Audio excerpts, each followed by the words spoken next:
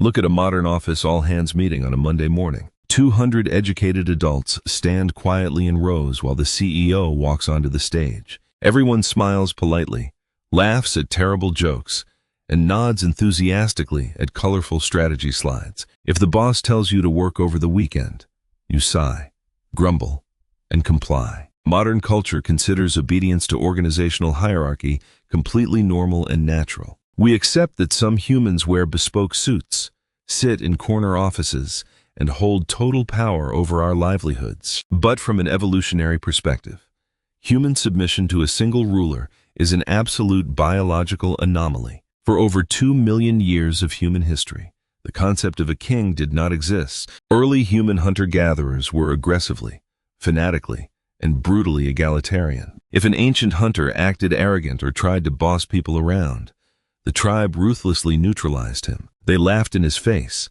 insulted his hunting skills, and ignored his commands. If he continued trying to dominate the group, the elders secretly plotted to banish him or eliminate him in his sleep. Anthropologists call this ancient social mechanism the reverse dominance hierarchy. The group collectively banded together to ensure no single alpha male could ever rule over them. In an ancient nomadic foraging band, every piece of meat, berry, and honey was shared equally. There were no thrones, no palaces, no taxes, and no corporate org charts. So how on earth did free, fiercely independent apes end up kneeling before human monarchs? How did we go from murdering tyrants to willingly giving 20% of our income to rulers and governments? Today, we roast the greatest social scam in human history, how humans invented kings and bosses. Prepare to discover the bizarre Stone Age origins behind your modern corporate hierarchy. To decode this mystery, we must travel back 12,000 years to the dawn of the agricultural revolution.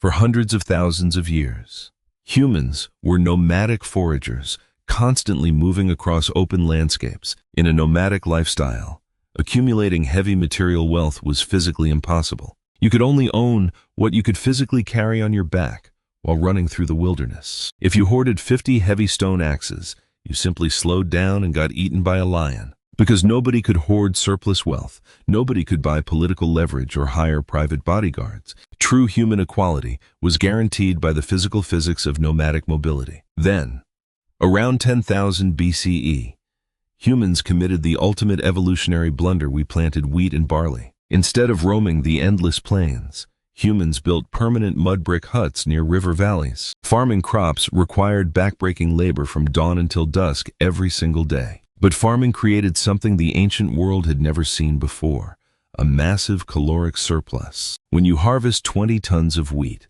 you cannot eat it all in a single afternoon. You must store thousands of bushels of dry grain in a giant centralized mud brick warehouse. And that single mud brick warehouse broke human equality forever. In a nomadic band, food was perishable meat that had to be eaten within 48 hours. But dried grain can sit in a clay jar for 5 years without spoiling. Grain became the first form of long-term durable, hoardable wealth on planet Earth. And the moment you have a giant pile of food sitting in one spot, a terrifying new problem arises. Thieves, nomadic bandits from the mountains, saw the golden grain granary as an easy free meal. The farming village realized they needed someone reliable to guard the granary doors day and night. So the village selected one shrewd, trustworthy fellow and handed him the keys to the warehouse. This was the exact historical moment human freedom died a quiet death. At first, the warehouse keeper was just a humble communal administrator. His job was simply tracking who deposited how many bags of barley into the communal storage. To keep track of the grain, this administrator invented the very first writing systems and accounting ledgers. The earliest clay tablets discovered in ancient Mesopotamia were not poetry or love letters. They were boring accounting receipts recording 20 bushels of barley paid by Farmer John. Within 2 generations, the warehouse keeper noticed something astonishing about human psychology. He controlled the only source of food in the village during drought and winter famine. Whoever controls the calories controls the life and death of every human in the valley. When a poor farmer had a bad crop yield, he came crawling to the warehouse keeper, begging for seed grain. The keeper smiled and said, "I will give you grain to feed your starving children, but you must work my personal field next season." With a single transaction, Free equal humans were split into creditors and indentured debtors. The warehouse keeper began taking a small administrative fee from every single grain transaction. He accumulated massive mountains of barley, beer, and livestock without ever picking up a farming hoe. But the clever grain-keeper faced a dangerous evolutionary dilemma. In the ancient wilderness, if someone hoarded that much wealth, the tribe would beat him with sticks and take it back. The keeper needed a psychological defense weapon to prevent the angry farming peasants from rioting. Physical force alone was too expensive and risky to maintain around the clock. So he invented the ultimate invisible social force field: religious divine authority. The grain keeper did not say, "I am rich because I cheated you on accounting ledger fees." He walked out onto the granary balcony wearing gold jewelry and proclaimed a grand cosmic narrative. He told the villagers, "The great storm god came to me in a sacred vision last night. The god said that if you do not bring 20% of your harvest to this temple, he will withhold the seasonal rain. He will scorch your crops with drought and send swarms of locusts to devour your fields. And furthermore, the storm god has appointed me as his exclusive high priest and earthly representative." To the superstitious Neolithic farmers, this divine threat was absolutely terrifying. They did not understand meteorology, atmospheric pressure, or solar cycles. They honestly believed that bringing barley to the temple was the only thing preventing a cosmic drought. By linking the granary directly to the gods, the warehouse keeper made questioning his authority a spiritual crime. If you criticized the grain keeper, you were not just complaining about taxes, you were blaspheming against the universe. The humble granary expanded into a towering monumental stone ziggurat. The accountant promoted himself from warehouse manager to high priest of the sun, and eventually, he took the final megalomaniacal leap. He declared himself the king. To solidify his new royal position, the king used his accumulated grain tax to hire professional muscle. In nomadic tribes, every adult male was a part-time hunter and warrior who owned his own spear. But the new king used his surplus grain wealth to feed 50 muscular thugs full-time. These men did not have to farm, plant, or sweat in the dirt. Their sole job was standing around the palace, holding bronze swords and enforcing royal decrees. For the first time in primate history, a ruler had a monopoly on institutionalized physical violence. If a farmer refused to pay his 20% grain tax, the royal enforcers broke his legs and seized his land. The king had successfully built a self-reinforcing triangular pyramid of absolute power. The grain funded the army enforced the tax, and the religion justified the entire system. Now examine the tragic biological irony of human psychology in hierarchical societies. You would think humans would constantly rebel against this parasitic royal hierarchy. But our brains possess a dormant primate switch for submissive deference. Deep in our evolutionary lineage, before we were egalitarian hunter-gatherers, our ape ancestors lived in dominance hierarchies. Chimpanzees and baboons naturally bow, cower, and present submissive postures to the alpha male. When societal scale exploded past Dunbar's number of 150, collective equality broke down. Humans defaulted back to ancient mammalian ape programming: follow the alpha to avoid conflict. We rationalized our submission by creating elaborate mythologies of royal bloodlines and divine rights. We convinced ourselves that the king was genetically superior, blessed by heaven, and destined to rule. Fast forward 5,000 years into our modern 21st century corporate world. Look around your office building and notice how almost nothing has fundamentally changed. The ancient Mesopotamian mud brick granary has been replaced by a sleek 50-story glass skyscraper. The stone ziggurat temple is now the corporate headquarters in downtown Manhattan or London. The ancient high priest and king is now called the chief executive officer. The bronze sword royal enforcers have been rebranded as the human resources and legal departments. The ancient clay accounting tablets recording barley debts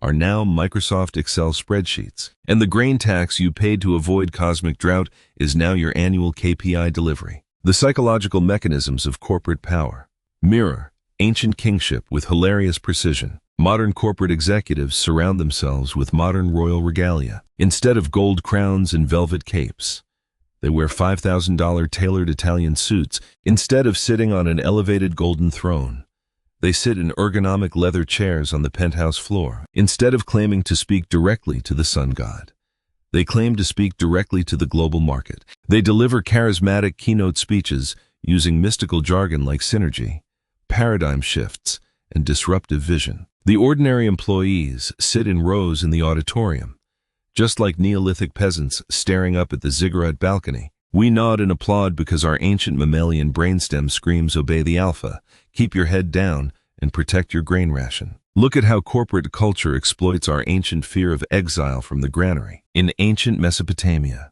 if the king banished you from the city gates, you starved in the desert wilderness. In the modern corporate world, if you get fired, you lose your health insurance, your paycheck, and your ability to pay rent. Modern employment contracts are the direct evolutionary descendants of ancient grain tributary agreements. We willingly trade 40 hours of our weekly biological freedom in exchange for guaranteed calorie security. And whenever an executive walks into the break room, a hilarious physical transformation occurs. Confident, outspoken employees suddenly adopt submissive ape body language. Voices become softer, shoulders roll slightly forward, and laughter becomes nervous and agreeable. It is the exact same submissive display a wild chimpanzee uses to appease an angry silverback gorilla. We are ancient hunter-gatherers, trapped inside a 5,000-year-old agricultural power matrix. Now look at the modern corporate paradox of performance evaluation. In an ancient nomadic band,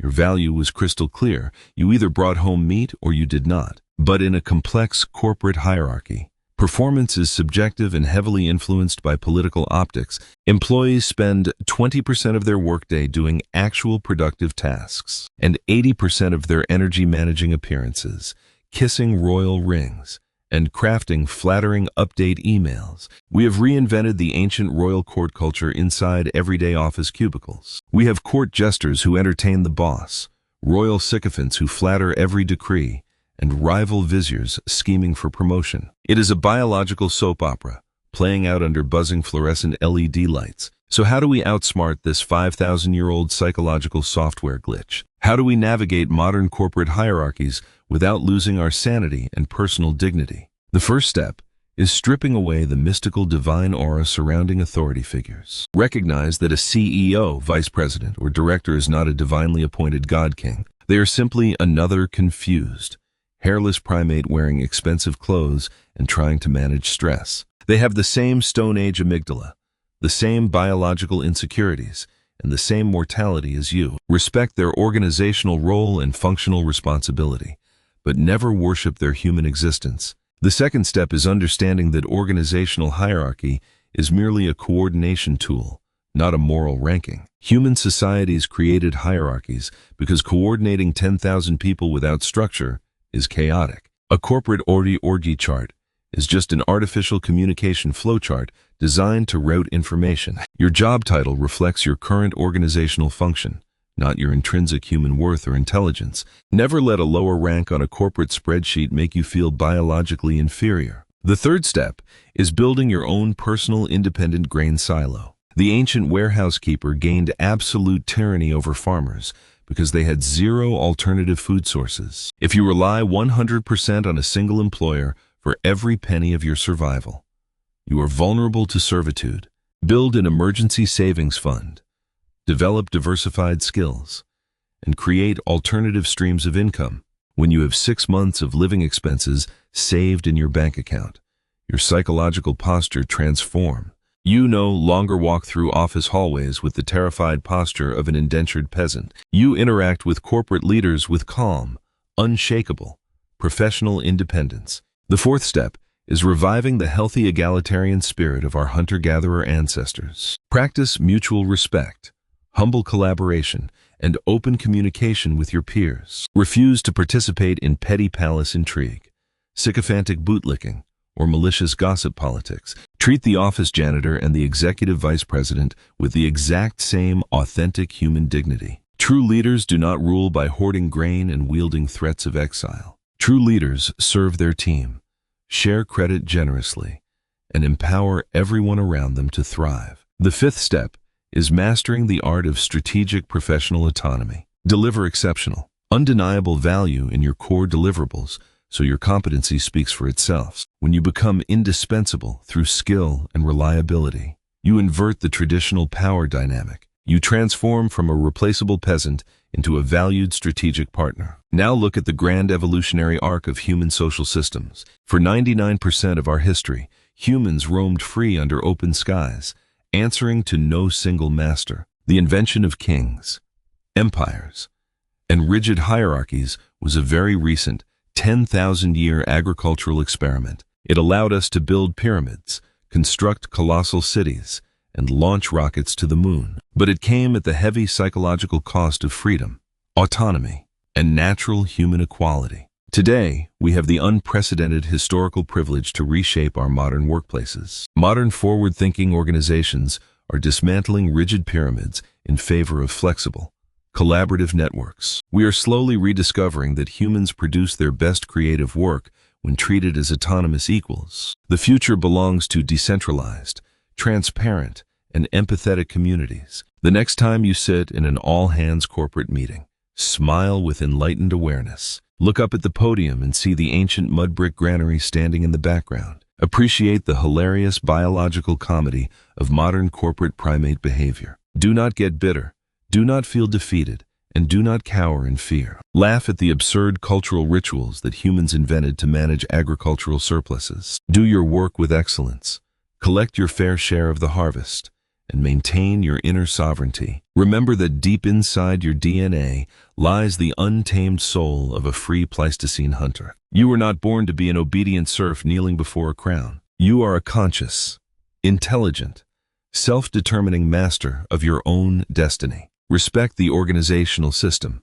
Play the professional game wisely, but keep your spirit free. Own your mind, master your career, and never forget your egalitarian heritage. No crown, no corner office, and no corporate title can diminish your human greatness. Walk tall with quiet confidence and unbreakable self-respect. Tame your inner primate and lead your own life with wisdom and grace. The age of tyrannical kings is over.